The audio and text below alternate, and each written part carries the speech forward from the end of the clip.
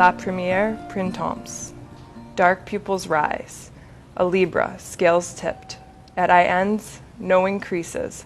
Flush long since left. Disciplined, a whip, her stirrup.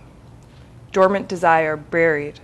Rub limp blades together, create heat, blow fertile. Unhinged and in step with spring song's metered gyre. Sing along, come ice crystals, symmetry, convex simplicity. My girl and me, ignored cavernous, ravenously. A fixed skyward gaze, earth now ablaze, out of focus.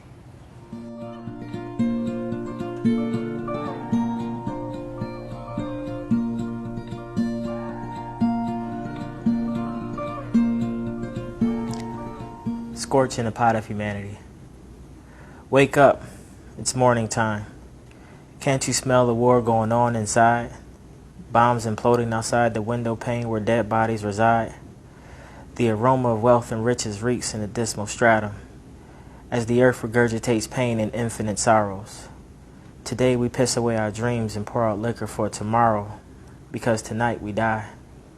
Once immaculate as caskets, more precious than sparrows, but the media tainted, driven by naked visions adorned with insecurities, bathed in low self-esteem. They'll hang you high if you swing low. Souls search the deep, yet the heavens can't define. Nor can the feeble mind fathom bloodstains on pure hearts, but hell knows. Guilty sentiments haunt the conscience of corrupt souls. Absolutes are exploited through mirrors of misconception and prejudiced convictions, relieved by cognitive dissonance and affordable privilege. Don't eat your heart out. Drink away the emotional strain. Free your mind and your body will follow. The frail-hearted are imprisoned by liberation through sex medication and materialism. Humanity found hope in between the panels, but tragically succumbed to imperialism. Retreat from first world dictation or be consumed. Be ostracized or be made alive or witness your doom. Be yourself. Be individual. Flesh bleeds red and burns to ashes. Time is their ally, but an enemy to the masses. Hatred breeds division. Compassion multiplies love on the road to redemption. Trailblaze the path less traveled. Evade roadblocks of superstition and dodge the potholes of life like bad suspension. Dignity is lost and even harder to find. The world's in spiritual holocaust. Therefore, freedom is an enigma. Dance in the sun and the darkness will mimic. Every light that shines casts a shadow of death. Dance in the sun and the darkness will mimic. Every light that shines casts a shadow of death. Every light that shines casts a shadow of death. Every light that shines casts a shadow of death. This poem is called The Logging Roads. Diesel behemoths turn and pump the mud, spewing crude oil deep into the dirt. The drained ground gurgles and swallows the hooves of straggling fawns. The earth has been exhausted and trampled. Mechanical decay has left the air scratchy and cragged. The dehumidified grass sways thoughtlessly, its hollow stalks scruffy and mummified, defiled. The remaining trees have been wrenched into an inebriated, dirty sleep. Night-birth tumors pool out of their sides. Tree branches croak at the clouds amidst the gloom before they smash down like hatchets. Bramble wraps up the land in a stiff web, a dried and cracked wooden fence posed by man. Logs rot where they dropped, brewing lichen and fungus. Yet in the distance, on the wind, a robin dives into her day with a song.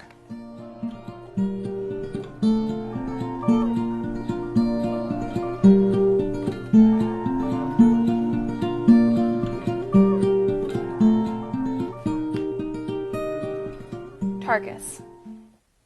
You smell like my childhood. Those were the words I spoke just before you pressed your lips to mine. Our first kiss. It was not the insistent prying of a teenage boy eager to match his friend across the room with a girl sprawled across his lap. It was not the purposeful teasing of an adolescent girl pursuing control over your world as her own shattered beneath her feet. It was music, my favorite song with the heavy, thrumming beat of pounding hearts against ribs. It was the union of rushing blood through veins and arteries, pushing against flesh to emulate what we felt deep within our souls, a dominating pull of magnetism and chemical components. It was an unspoken agreement. It was a deal that we would cherish without a second thought. It was a spur-of-the-moment lapse of judgment. It was perfect. We spent days sharing messages like random acts of kindness.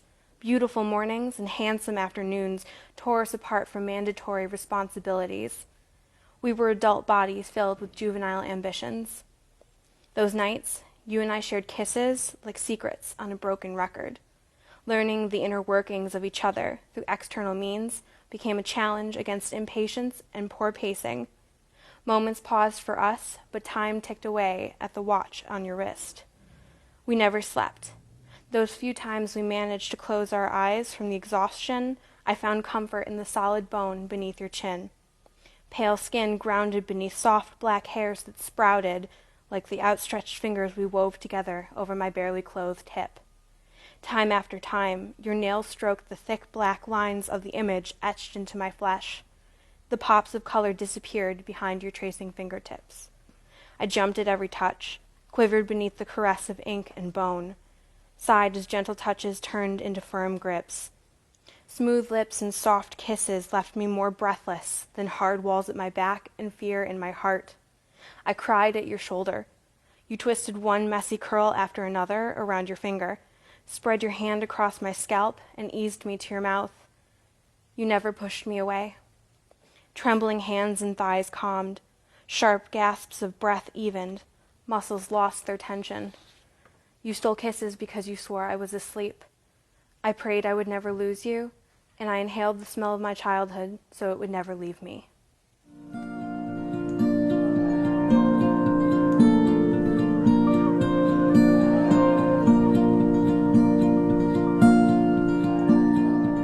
This one's called The Last Wave. A crooked old woman stands ankle-deep in a sleeping lake. She is a grain of sand, a pebble dwarfed by the night. She is very far from dawn, even farther from dusk. She is alone, she is aware, she is awake. A spotlight illuminates the stage. An actor, she gazes back at the glowing orb like it holds her fortune, like it contains all past, all present, all future. The moon sails across the water. Lazy waves wash away time like it's nothing but weightless foam. Silently thanking the night for its quiet understanding, she enters her waking ghost of a house and slips back beneath her gracious sheets. No one sees her. No one knows of this. No one can even imagine. Her husband bought the cottage sometime in the early 1960s. He stood on this very lawn, twirling the orange slice in his third vodka soda, and said to his young wife, "This is where our children will grow up. This is where we will keep them until we can no longer delay their voyage across this dancing ball of rock. This is where their children, our grandchildren, will spend endless summers in ecstasy. We will all taste the smell of this place at the closure of our brief, glorious lives." And so it was. He was the oldest he had ever been. He was the youngest he'd ever be again. Fact. In the summer of 1973, an overnight storm blew in that was so fierce it picked up and took their rowboat right along with it. Witnesses said it looked like the Wizard of Oz, all sepia-toned and the wind whooping like the Wicked Witch of the West. Fact. Their fourth child, Tom, once fell asleep on the beach next to his smoldering bonfire. He awoke shouting and flailing and pathetically caught in the web of his fiery sleeping bag.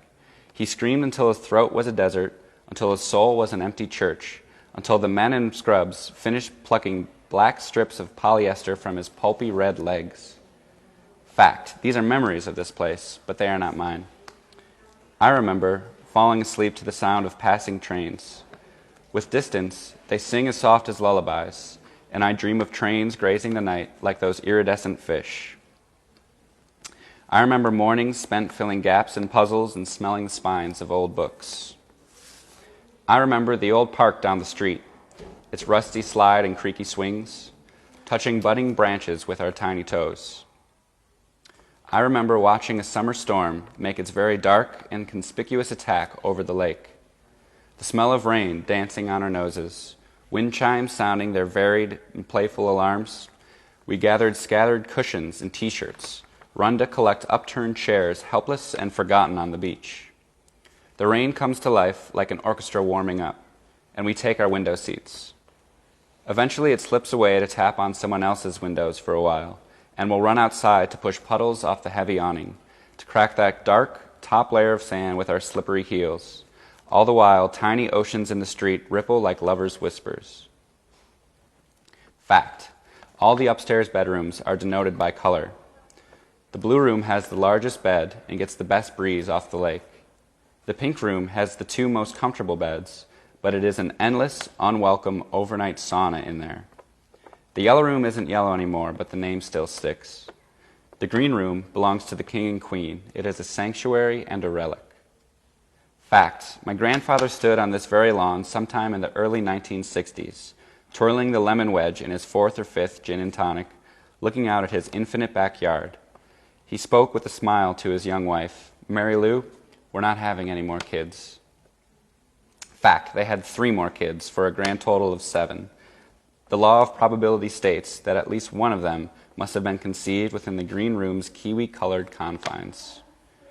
Fact: there will come a night when the crooked old woman, bent with the weight of infinite hours, awakes and arises from her bed with the intention of blowing out a candle. She'll thank Jesus one last time for each of her grandchildren's impossible faces, and she'll walk gently and without fear into the cool, clean water until it swallows her whole. She will not return, and whether it takes 100 moments or 1,000,000, each one of us will follow. No one will see us. No one will know. No one can even imagine.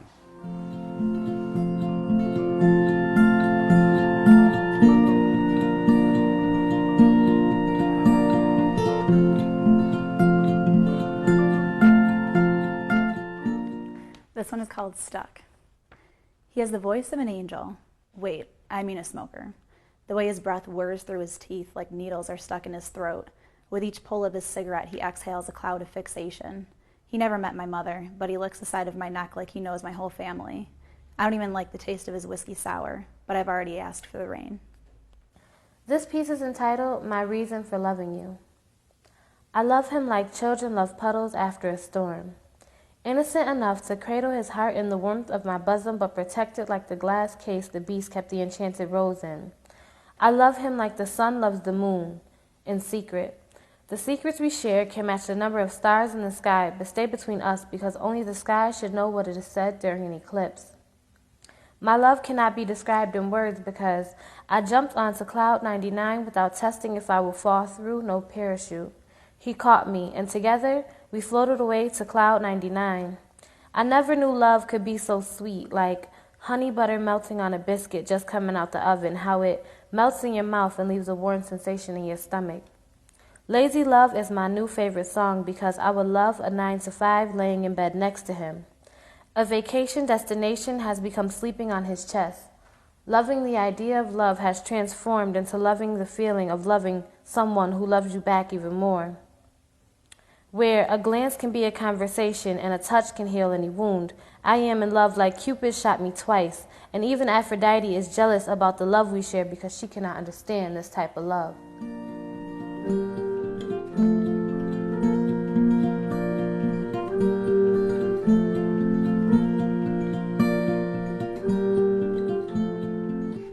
Love letter number 67. Dear you, what a stupidly perfect time we would have if we were a we. You know, instead of a you, instead of a me, we could burn through the night like a flickering candle, thick wax dripping into a puddle of celestial nothing. I suppose we could burn anywhere. Like a lighted pyre, ash and bone rising in the middle of the night, mixing 2 souls into one. Here we can be together and dispose of all the past that keeps us apart. It's funny, humans create, but like monsters, they destroy their lives, always letting love become forgotten. But we would be different. We are like the smell outside after rain. Perfect. The smell of hope, the smell of rebirth. It never changes, even when the people in the rainstorm do. They always run away not knowing that they've left something behind. Sometimes it's a gum wrapper floating in a puddle, and sometimes it's bigger. Sometimes it's a piece of themselves that they might never get back. Awaken me so we can get lost. There are days when we know exactly where we are, grounded by a tanned arm, anchored by an eyelash. Then there are days when words seem like Paris, tears like a rainy day in London, and we can no longer say where we are exactly. Sometimes we think we want to disappear forever, but all we really want is to be found. We leave a trail of crumbs or a trail of clothes behind, hoping they will lead us back to where we once were. Open my paperback heart. It's creased and faded, wounded by the world. Find words here that will stretch out their palms and entwine their ink-stained fingers within yours. Let them help you understand. My entire life consists of bookshelves. They are my home, my salvation, my blood, my hope. But there's a place of magic where your bookshelf meets mine. It's a place where two lives coexist as one. Between the spot where they meet, there is a darkness wide enough to see the stars. It is a space beyond us, a space of infinite possibilities. Homesick endings keep us apart, but we will always remember. Even after all this time, we were there, and that was enough. We go back home even though they are separated by state lines and zip codes. The wind blows differently there than it does here. The leaves fall differently, and for the first time, the rain smells different. We are different. We are no longer those people we thought we would be forever. We have shed them like snakeskin, leaving only small pieces of who we once were behind. Armor yourself in beauty and belief, he said. I think because he couldn't say it to himself. Sometimes we feel like we've been dead for thousands of years, but distant echoes pull us together. We think about those two people who might never have met, and it seems impossible. But we met, and what a perfectly, stupidly perfect time we've had.